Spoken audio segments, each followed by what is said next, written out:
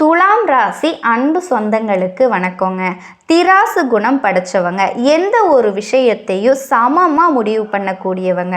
எந்த ஒரு விஷயத்தை எடுத்தாலும் அதில் உண்மையாகவும் நேர்மையாகவும் இருக்கணும்னு ஆசைப்படக்கூடியவங்க. ஒரு விஷயம் தப்புனா அந்த விஷயத்து பக்கம் தலையெடுத்து பார்க்கக்கூட யோசிப்பீங்க. அந்த அளவுக்கு உண்மையானவங்க, நேர்மையானவங்க. அப்படிப்பட்ட துலாம் ராசி அன்பு சொந்தங்களுக்கு 40 வயசில் ராஜயோகம், வாழ்க்கை மாறப்போகுது, கடனே இருக்காது அப்படின்னு சொன்ன சதா நேரமும் தெய்வ சிந்தனையோட தெய்வம் மட்டுமே துணைன்னு வாழக்கூடிய துலாம் ராசி அன்பு சொந்தங்களுக்கு வணக்கங்க. துலாம் அப்படின்னாவே எல்லாரும் நினைக்கிறது ரொம்ப கெட்டிக்காரங்கப்பா, நல்ல எடை போட்டு வாழுவாங்க அப்படின்னு நினைப்பாங்க.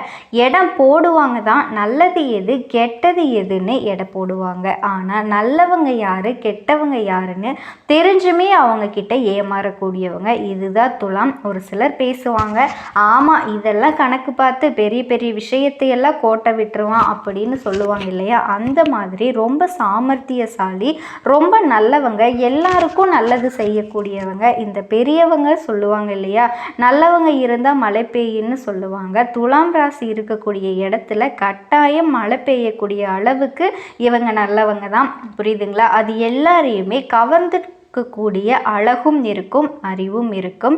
நம்ம எல்லாம் என்ன சொல்லுவோம், அழகு இருந்தால் அறிவு இருக்காது, அறிவு இருந்தால் அழகு இருக்காதுன்னு சொல்லுவோம். அது ரெண்டுமே சேர்ந்து தான் துலாம் ராசி. வாழ்க்கையில் உச்சக்கட்டத்தை இவங்க அடைஞ்சாலுமே சரி, அதாவது உயர்வான நிலைக்கு போனாலுமே சரி, தான் கீழே விழுந்து கிடந்த நேரத்தில் நம்ம எப்படி இருந்தோம் அப்படிங்கிறத மறக்க மாட்டாங்க. தான் அப்படி இருந்த நேரத்தில் யார் யார் உதவி செஞ்சாங்களோ அதையும் மறக்காத குணம் படைச்சவங்க தான் இவங்க. இந்த வள்ளுவருடைய வாய்மொழியில் ஒரு திருக்குறள் இருக்குது, நன்றி மறப்பது நன்றன்று, நன்றல்லது அன்றே மறப்பது நன்று. துலாமை பொறுத்த வரைக்கும் நீங்கள் கெட்டது செஞ்சாலே மறந்துடுவாங்க, இவங்க நல்லது செஞ்சாலும் மறந்துடுவாங்க. இதுதான் துலாம். நான் உனக்கு நல்லது செஞ்சுருக்கேன், நீ எனக்கு செய்யணுங்கிற எதிர்பார்ப்பு துலாம் கிட்ட எப்பவுமே இருக்காது. உசுரே போனாலும் சரிங்க, நான் உனக்கு அவன்கிட்ட உதவி செஞ்சுருக்கேன், நான் போய் அவன்கிட்ட உதவி கேட்குறேன்னு வந்து நிற்கவே மாட்டாங்க. முடிஞ்ச அளவுக்கு தன்னோட கஷ்டத்தை, தன்னுடைய தேவைகளை, தனக்கான வேலைகளை இவங்களே பார்த்துக்குவாங்க. இதுதான் துலாம் ராசி. இதனால் மற்றவங்க என்ன நினைப்பாங்க, சரி பாரு நல்லாவே இருக்கான் பாரு, ஒரு நாளும் கஷ்டம்னு சொல்லிட்டு ஒருத்தர்கிட்ட போய் கேட்டு நின்னதில்லை, ஒரு நாளும் ஒரு கஷ்டம்னு சொல்லிட்டு ஒருத்தர்கிட்ட போய் நின்னதில்லை. இப்படி உங்களுடைய நிலையை தெரிஞ்சுக்கிட்டுமே உங்களை ஒரு மாதிரி தூத்துவாங்க. சொந்த பந்தங்களாகட்டும் எல்லாருமாவே இருக்கட்டும். ஆனால் அதுக்கெல்லாம் நாங்கள் பயப்படுவோமா அப்படிங்கிற மாதிரி தான் துலாம் ராசிக்காரங்க. அதை தூசி தட்டி விட்டுட்டு போயிட்டே இருப்பாங்க. அதை நீ என்னமோ பேசிட்டு போ, எனக்கு தெரியும் நான் எப்படின்னு அப்படின்னு இருப்பாங்க. ஸோ இப்போ தலைப்பு பார்த்துருப்பீங்க, 38 ஆண்டுகளுக்கு பிறகு பாம்பு ரூபத்தில் வரும் இதெல்லாம் அப்படின்னு என்னன்னு யோசிக்கிறீங்களா? திடீர் திருப்பங்களுக்கு தயாராக இருங்க. அதுவும் கொஞ்ச நாட்களில் நடக்குன்னு போட்டிருக்கேன். அப்படி என்னமா நடக்க போகுது? ஆல்ரெடி நானே அல்லல் பட்டுட்டு இருக்கேன். சொல்ல போனால் சாவோட விளிம்பில் இருக்கிறவனுக்கு எந்த அளவுக்கு திக்கு திக்குன்னு இருக்குமோ அந்த மாதிரி மனசு படப்படன்னு அடிச்சுக்குது. எங்கே போகிறதுன்னு தெரியல, என்ன பண்ணுறதுன்னு தெரியல. இப்படி புலம்பிட்டு இருக்கக்கூடிய துலாம் ராசிக்காரர்களுக்கு ஒரு மாற்றம் வருது. அது பாம்பினால் மாற்றம் வருதுன்னு சொன்னால் பயப்படதான் செய்வீங்க. பயப்படாதீங்க. காரணம் கேட்டிங்கன்னா, உங்களுக்கு சில கிரகங்களுடைய மாற்றம் அப்படிங்கிறது அதிர்ஷ்டத்தை ஏற்படுத்துது.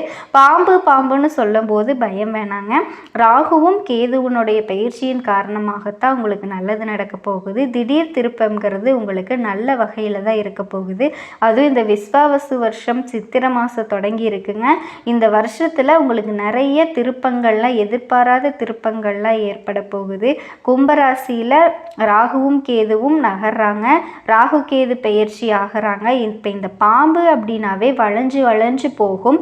ஆனால் இந்த நவகிரகங்களில் விற்றக்கூடிய இவங்க 2 பேருமே பின்னோக்கி நகர்றது தான் இவங்களோட வேலை. இந்த விளையாட்டு பிள்ளைங்க என்ன பண்ணுவனாக்க, இந்த பக்கம் வர சொன்னால் அந்த பக்கம் போகும். அந்த மாதிரியே மற்ற கிரகங்கள் எல்லாரும் முன்னோக்கி நகர்ந்து பலன் கொடுத்தா இவங்க பின்னோடி நகர்ந்து தான் பலன் கொடுப்பாங்க. இதனாலேயே இது உல்டாவாச்சே, நமக்கு நல்லது பண்ணுமா அப்படிங்கிறது நம்ம எல்லோருடைய ஒரு கணிப்புன்னு வச்சுக்கோங்களேன். சனீஸ்வர பகவான் பெயர் கேட்டாலே அப்பப்பா இந்த ஆள் என்ன பண்ண போகிறாரோ அப்படின்னு பயப்படுவோம் இல்லையா. அதே மாதிரி தான் அவர் எப்படி மெதுவாக நகர்ந்துட்டு நமக்கு பலன்களை வந்து எப்போ நல்லது பண்ணுவார் எப்போ கெடுப்பார்னு தெரியாது. சனி கொடுப்பார்னு சொல்லி கேள்விப்பட்டிருக்கோம். அதே மாதிரி சனி ராகு கேதும் மேக்சிமம் நம்மளுக்கு கெடுப்பார் அப்படிங்கிறது நம்மளுடைய எண்ணமாக தான் இருந்துகிட்ருக்கு. ஆனால் உண்மையிலேயே அப்படி கிடையாதுங்க. நல்லதும் செய்வாங்க, கெட்டதும் செய்வாங்க. இருக்கக்கூடிய இடத்த பொறுத்து அந்தந்த பலன்களை வந்து கொடுப்பாங்க. இப்போது ஒரு நல்லவங்க வீட்டை போய் நம்ம இருக்கோம் அப்படின்னா நல்ல பழக்கம் தான் வரும். தீயவங்க வீட்டில் தங்கிட்டு இருக்கீங்க அப்படின்னா அதே மாதிரி தீய பழக்கம் தான் வரும். அதனால் நம்மளும் வந்து கெட்டது செய்ய ஆரம்பிச்சிடும். அதே மாதிரி இருக்கக்கூடிய இடத்த பொறுத்து பலன் தரக்கூடிய குணாதிசயங்கள் கொண்டவங்க தான் இந்த ராகு கேது. இப்போ இவங்களை ஏமா நம்ம வந்து பாம்பு கிரகம், நிழல் கிரகம் இப்படி ஏமா சொல்கிறோம் அப்படின்னு யோசிச்சிங்கன்னா, சூரிய பகவானும் சந்திர பகவானும் கிரகணம் பிடிச்சப்போ அவங்களுடைய நிழல்களாக உருவானவங்க தான் இந்த ராகுவும் கேதுவும். ஸோ இவங்களை பொறுத்த வரைக்கும் இவங்களோட பயிற்சியின் காரணமாக ஒருத்தர் வாழ்க்கையை வந்து உயர்த்தவும் முடியும், வீழ்த்தவும் முடியும்.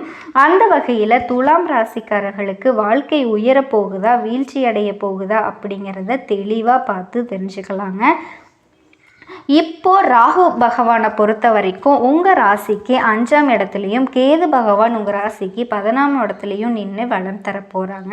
அதாவது துலாம் ராசிக்காரங்க பல வகையில் திடீர் யோகங்கள் உங்களுக்கு ஏற்பட போகுது. புதுசாக வண்டி வாகனம் வாங்குறது, சொந்த வீடு கட்டுறது, சொந்த வீடு வாங்குறது, அடுத்தடுத்து சுப காரியங்கள் வீட்டில் நடக்கும். குறிப்பாக சவாலான விஷயங்களை கூட சமாளித்து சாதனை அடைவீங்க. எதையுமே சமாளிக்கும் சாதிக்கும் வல்லமை உங்களுக்கு அதிகரிக்குங்க.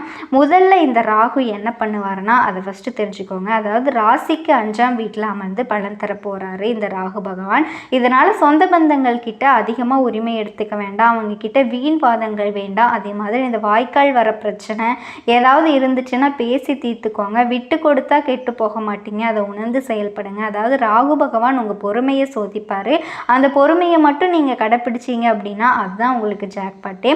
ஒரு லாட்ரி அடிக்கிறதுக்கான நம்பர்ஸில் மாதிரி ஒரு புதையலை திறக்கிறதுக்கான சாவி மாதிரி, புரியுதுங்களா?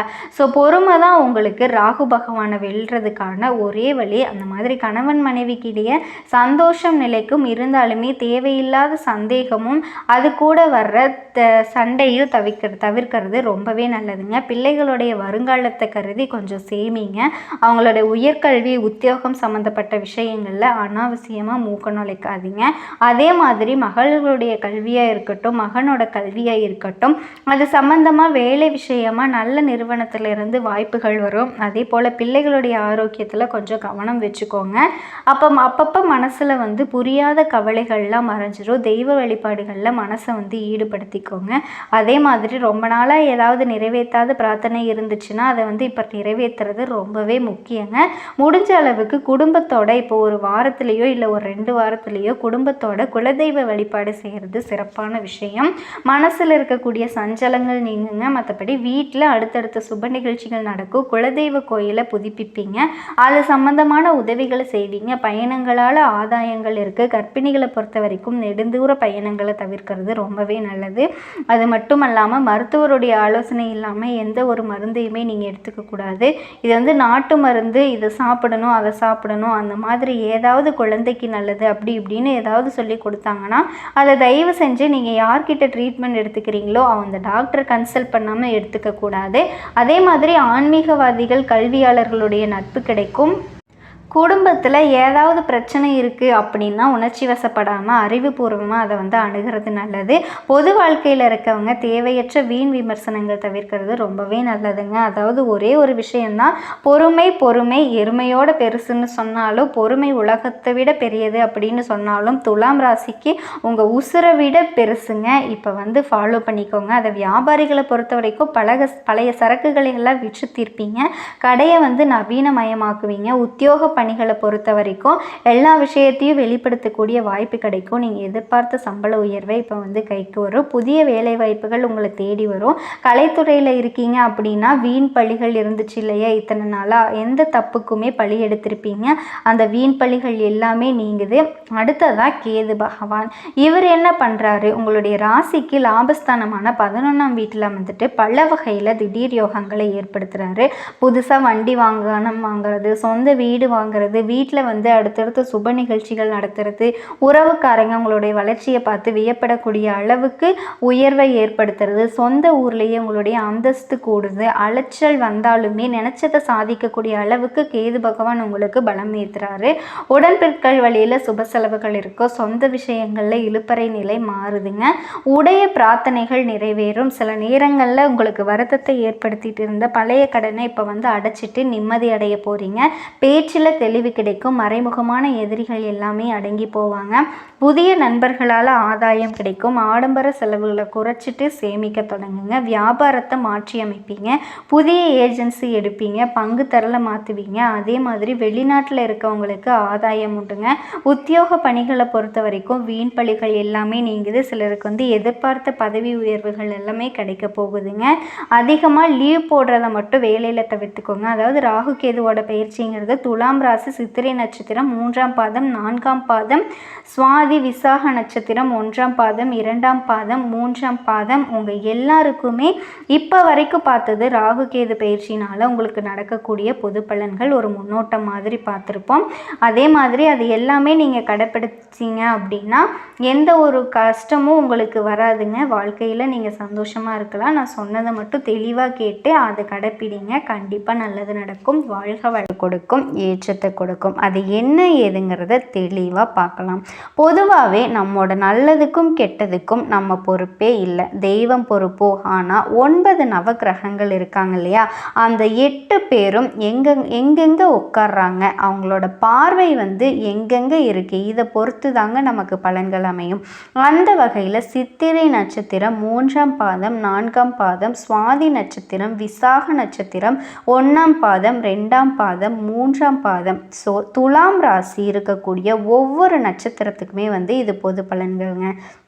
பஞ்சமஸ்தானத்தில் சனி பகவான், அவரோட ராகு பகவான் அடுத்து களத்திர ஸ்தானத்தை பொறுத்த வரைக்கும் சுக்கிர பகவான், அஷ்டமஸ்தானத்தை பொறுத்த வரைக்கும் சூரிய பகவானும் அவங்களுடைய புதன் பகவானும், அடுத்து பாக்கியஸ்தானத்தை பொறுத்த வரைக்கும் குரு பகவானும், தொழில் ஸ்தானத்தை பொறுத்த வரைக்கும் சந்திர பகவானும், அவர் கூடவே செவ்வாய் பகவானும் கூட்டணியில் நிற்கிறாங்க. இதோட லாபஸ்தானத்தை பொறுத்த வரைக்கும் கேது பகவானும் வலம் வராங்க.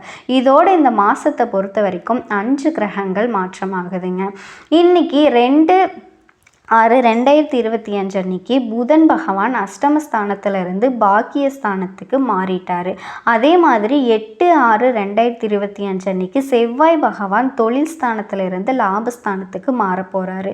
3வது 14/6/2025 அன்னைக்கு சூரிய பகவான் அஷ்டமஸ்தானத்திலிருந்து பாக்கியஸ்தானத்துக்கு மாற போகிறாரு. 4வது 22/6/2025 அன்னைக்கு புதன் பகவான் பாக்கியஸ்தானத்திலிருந்து தொழில் ஸ்தானத்துக்கு மாற போகிறார்.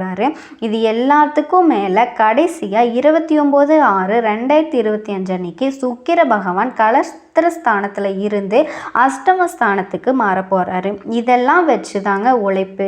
இந்த மாதிரி வாழக்கூடிய உங்களுக்கு, எல்லாரையுமே சமமாக பார்க்கக்கூடிய உங்களுக்கு, குறிப்பாக உங்களுக்கு சுந்தரேசம் மாதிரி, அதாவது துலாம் ராசிக்காரர்களுக்கு வீடு பணம் அதிர்ஷ்டம் எல்லாமே கொட்ட போகுது. கடந்த சில வருஷமாகவே பல விதமான பாதிப்புகளையும் சவால்களையும் பார்த்துட்டு இருந்த உங்களுக்கு, ஓகேங்களா, அலுவலகம் குடும்பம் ஆரோக்கியமான எல்லா விஷயங்களுமே பிரச்சனை தாங்க. பிரச்சனை மேல் பிரச்சனை, ஒன்று சரி செய்ய போனால் இன்னொரு பிரச்சனை, இந்த மாதிரி நிறைய விஷயத்தை பார்த்துருப்பீங்க. ஆரோக்கிய பிரச்சனைகள் அப்படி இப்படின்னு சரி செஞ்சுட்டு போனால் ஆஃபீஸில் பிரச்சனை, இப்படி பிரச்சனை மேலே பிரச்சனை மட்டும்தான் துலாம் ராசிக்காரர்களோட வாழ்க்கையாகவே இருந்துகிட்ருக்கு. இனிமேல் நிம்மதி பெறக்கூடிய காலகட்டங்க. முதல்ல பணவரத்தை நான் சொல்லிடுறேன். குரு பகவான் 9ஆம் இடத்துக்கு வந்துட்டார்னா இனி படிப்படியாக நீங்கள் முன்னேறக்கூடிய காலகட்டம். துலாம் ராசிக்கு அதிபதியான சுக்கிர பகவான் இந்த மாதங்கிறது 7ஆம் வீட்டில் இருக்கார். இதனால் பணவரவு அதிகமாகும், வருமானம் உயரும். குருவும் சுக்கிரனும் சேர்ந்து பார்க்கறதுனால பண வருமானம் உங்களுக்கு திருப்திகரமாக இருக்க போகுதுங்க. அடுத்ததாக மாணவர்கள், துலாம் ராசியை சேர்ந்த மாணவர்கள் ரொம்ப சிரமத்தை பார்த்துருப்பீங்க. புதன் 8ல் இருந்து 9 9ஆம் இடத்துக்கு போகிறதுனால படிப்பில் நல்ல முன்னேற்றம் உண்டாகும். இதுவரைக்கும் கஷ்டப்பட்டு படிச்சிருந்தா நீங்கள் நல்ல வளர்ச்சியை பெறுறதுக்கான நல்ல உயர்கல்வி அமைகிறதுக்கான வாய்ப்பு இருக்குது. அதே மாதிரி 4ஆம் இடத்துக்கு அதிபதியான சனி பகவான் 6ஆம் இடத்துல அமர்றதுனால ப்ரொஃபஷ்னல் கோர்ஸ் எல்லாம் படிக்கக்கூடிய மாணவர்களுக்கு பெரிய வளர்ச்சியெல்லாம் உண்டாகுங்க. அடுத்தது 9ஆம் இடத்துக்கு குரு புதன் இவங்க 2 பேரும் இருக்கிறதுனால கணினி அட்மினிஸ்ட்ரேஷன் துறையை இருக்கவங்களுக்கும் அருமையான முன்னேற்றம் இருக்குங்க. அதே மாதிரி ஆர்டிஃபிஷியல் துறையை தேர்ந்தெடுக்கிறவங்களுக்கும் எதிர்காலத்தில் நல்ல முன்னேற்றம் உண்டாகும். அடுத்தது தொழில் ரீதியாக பார்த்தோன்னா 9 இடத்துல இருக்கக்கூடிய குரு பகவான் உங்கள் ராசியை பார்க்குறாரு. வியாபாரிகளுக்கும் தொழில் செய்கிறவங்களுக்கும் இது நாள் வரைக்கும் அந்த கஷ்டங்கள் எல்லாமே தீரப்போகுது. தொழிலில் வியாபாரத்தில் நல்ல வளர்ச்சியை அடைய போகிறீங்க. பணம் கொடுக்கல் வாங்கல் திருப்திகரமாக இருக்க போகுதுங்க. 7ஆம் இடத்துல இருக்கக்கூடிய செவ்வாய் பகவானும் இந்த மாதத்தில் லாபத்துக்கு வர்றதுனால வாடிக்கையாளர்கிட்ட நல்ல உறவுகள் ஏற்படும். அதிக அளவிலான வாடிக்கையாளர்கள் கிடைப்பாங்க. மனசுக்கு பிடிச்ச வேலையை நடத்தி முடிப்பீங்க. அதே மாதிரி நல்ல திருமணம் வாய்ப்புகள்லாம் அமையும். மனசுக்கு பிடிச்ச மணமகளும் மணமகனும் அமைவாங்க உங்களுக்கு. அதே மாதிரி உங்களுடைய காதல் கைகூடி வரும். காதல் சொல்ல முடியாத நிலையெல்லாம் மறைச்சி வச்சுருந்துருப்பீங்க. அதெல்லாமே வெளியே சொல்லி 2 வீட்டாரோட சம்மதத்தோட காதல் கைகூடி வரப்போகுது. அதே மாதிரி பெற்றோருடைய சம்மதம் அப்படிங்கிறது இத்தனை நாள் இழுபறியே இருந்தவங்களுக்கு கூட இப்போ கிடைக்கும். கெட்டி மேலே சத்தம் கேட்கக்கூடிய காலகட்டமாக இருக்க போகுது. இந்த கோர்ட்டு கேஸு இந்த மாதிரி ஏதாவது இருக்குன்னா சட்ட ரீதியான பிரச்சனைகள் தொடர்பான வழக்குகள் உங்களுக்கு சாதகமாக முடியும். பெண்களுக்கு நல்ல நீதி கிடைக்குங்க. அற்புதமான நேரங்க. இனி வரக்கூடிய காலகட்டத்தில் மிகப்பெரிய முன்னேற்றம் இருக்கும். சந்தோஷம் உண்டாகும். இதோட உங்களோட தாய் தந்தைக்கு நல்ல பேர் வாங்கி கொடுக்கக்கூடிய அமைப்பு உண்டாகுது. சொத்துக்கள் சேரும். புது சொத்து வாங்கக்கூடிய யோகம் உண்டாகுது. வீடு நிலம் வாங்கக்கூடிய அமைப்பு இருக்குது. பழைய சொத்துக்களை நல்ல விலைக்கு விற்று மகிழ்ச்சி அடைய போகிறீங்க. வண்டி வாகனங்கள் வாங்கக்கூடிய யோகம் இருக்குங்க. துலாம் ராசி பெண்கள் எல்லாமே பலர் கார் ஓட்டுற அமைப்பெல்லாம் இருக்குது. இளைஞர்கள்லாம் பைக் கார் வாங்கக்கூடிய யோகமெல்லாம் இருக்குங்க. வளர்ச்சி நிறைந்த மாதங்க இது. ஒட்டு மொத்தமாக இந்த ஜூன் மாதம் உங்களுக்கு இதே நேரத்தில் சின்ன சின்ன பிரச்சனை கூட உங்களுக்கு கோபத்தை கொண்டு வரும். நீங்களே ஒரு மாதிரி யோசிக்க ஆரம்பிச்சிருவீங்க. ஏன்னா அது எவ்வளவு பேர் பிரச்சனை, நமக்குள்ளேயே கோபப்பட மாட்டோம். ஒரு மாதிரி வேற மாதிரி பார்ப்போம். சின்ன விஷயத்துக்கு கூட நமக்கு கோபம் வருதே அப்படின்னு சொல்லி யோசிச்சிருப்பீங்க. ஆனால் அந்த கோபத்துக்கு இடம் கொடுக்காம கோபத்தை கட்டுப்பாட்டுக்குள்ளே வச்சுக்கணும். அப்போ தான் எந்த ஒரு விஷயமா இருந்தாலும் சாதிக்க முடியும். அதே மாதிரி எதிர்பாராத பண தேவை வர்றதுக்கு வாய்ப்பு இருக்குங்க. இதனால் இருக்கக்கூடிய பணத்தை பார்த்தீங்கன்னா பார்த்து பக்குவமாக செலவு பண்ணுங்கள். கேட்குறவங்களுக்கெல்லாம் தூக்கி கொடுக்கறதுக்கு அந்த ஆள்லாம் வேணாங்க. இருந்தாலும் அந்த பணத்தை சாமர்த்தியமாக சமாளிச்சிருவீங்க. அதே மாதிரி எதை செஞ்சாலுமே கொஞ்சம் இழுபறியான நிலை இருக்கும். அடுத்தவங்களுக்கு தொல்லை உண்டாக்குறதுக்கோ வாய்ப்பு இருக்குங்க. அதனால் யாருக்கும் இடம் கொடுக்காதீங்க. அவங்கவுங்க பிரச்சனையை அவங்கவுங்க பார்த்துக்குவாங்க. அடுத்ததாக உத்தியோகத்தில் இருக்கவங்களுக்கும் இந்த டென்ஷன் வீண் அலைச்சல் இது எல்லாமே இருக்கும். வீண் பகை கூட உண்டாகலாம். கவனமாக இருக்கணுங்க. தொழில் வியாபாரம் தொடர்பான காரியங்கள் தாமதங்கள் ஏற்படலாம். பண வரவுங்கிறது எதிர்பார்த்ததோடு அதிகமாக கிடைக்குதோ குறைவாக கிடைக்குதோ, ஆனால் பணத்தை கவனமாக கையாளுங்க. அதே மாதிரி கடன் விஷயங்களை தள்ளி போடுறது ரொம்ப நல்லது. புதிய நபர்களுக்கு பொருளை சப்ளை செய்யும் போது கவனம் தேவை. குடும்பத்தை பொறுத்த வரைக்கும் எதையும் பேச்சால் சரி நிறுத்தி நிதானித்து பேசுங்க. வாழ்க்கை தொழில் உடல் ஆரோக்கியத்தில் கவனம் வச்சுக்கோங்க. அடுத்ததாக குடும்பத்தில் இருக்கவங்களால திடீர் டென்ஷனில் உண்டாக்குறதுக்கு வாய்ப்பு இருக்குங்க. அதில் கவனமாக நடந்துக்கோங்க. பிள்ளைகளை அனுசரித்து நடந்துக்கோங்க. பெண்களை பொறுத்த வரைக்கும் கோபத்தை கட்டுப்படுத்துறது மூலமாக காரியம் சாதிக்க முடியும். இது நல்ல ஞாபகம் வச்சுக்கோங்க. எதிர்பார்த்த தகவல் கொஞ்சம் தாமதப்படலாம், ஆனால் கட்டாயம் நல்ல தகவல் சேரும். அடுத்தது கலைத்தொழிலில் இருக்கவங்களுக்கும் சொத்துக்கள் அடைகிறதுக்கும் தடைகள் ஏற்படுதுங்க. உங்களுக்கு மேலே இருக்கவங்க கிட்ட மன வருத்தம் ஏற்படுற சூழ்நிலையும் இருக்குது. உடல் ஆரோக்கியம் பாதிக்கப்படலாம். வண்டி வாகனங்கள் செலவு வைக்கலாம். ஸோ கலைத்துறையை சார்ந்தவங்க கவனமாக இருந்துக்கோங்க. அடுத்தது அரசியல் துறையில் இருக்கவங்களுக்கும் எதிர்பாராத பணவரவு இருக்குங்க. தேவையான வசதிகள் கிடைக்கிறதுல ஆர்வம் காட்டுவீங்க. தொழில் வியாபாரங்கிறது எப்பவும் போலவே இருக்கும். எதிர்பார்த்த கடன் உதவிகள் கிடைக்கும். பழைய சிக்கல்கள் எல்லாம் தீர்த்துருவீங்க. மாணவர்கள்லாம் படிப்பில் பின்னடைவு ஏற்படாமல் கவனமாக படிக்கணும். திடீர்னு டென்ஷன் ஏற்படலாம். எதுலேயுமே எச்சரிக்கையாக இருக்கிறது ரொம்ப நல்லதுங்க. ஒட்டுமொத்தமாக துலாம் ராசிக்கு இந்த மாதத்தில் பண விஷயம் மற்ற விஷயங்கள் பார்த்திங்கன்னா சாதகமாக இருக்கக்கூடிய அதே நேரத்தில் ஒரு சில விஷயங்களில் இழுபறியும் வரும். எல்லாத்தையுமே சமாளிக்கக்கூடிய வகையில் நீங்கள் திட்டமிட்டு செயல்படணும். எந்த ஒரு விஷயத்துலேயும் கவனமாகவும் செயல்படுறது ரொம்பவே நல்லது. இப்போ வரைக்கும் பார்த்தது பொது பலன்கள். துலாம் ராசிக்கு தனிப்பட்ட முறையில் நட்சத்திரங்களுக்கு நிறைய பலன்கள் ஜூன் மாதம் கொடுக்க போகுதுங்க. சித்திரை நட்சத்திரம் 3ஆம் பாதம் 4ஆம் பாதம் எதையுமே தானே உருவாக்கி கொள்கிற திறமை கொண்ட உங்களுக்கு இந்த ஜூன் மாதம் முன்னேற்றமான பாதம். தைரிய வீரியக்காரன் செவ்வாய் ஜூன் 8ஆம் தேதி வரைக்கும் ஜீவஸ்தானத்தில் நீசமாக சஞ்சரிக்கிறதுனால யோகங்க. வியாபாரத்தில் எந்த ஒரு பாதிப்புகளுமே ஏற்படாது. உங்களுக்கு எங்களுடைய எதிர்பார்ப்புகள் எல்லாமே பூர்த்தியாகும். மாதம் முழு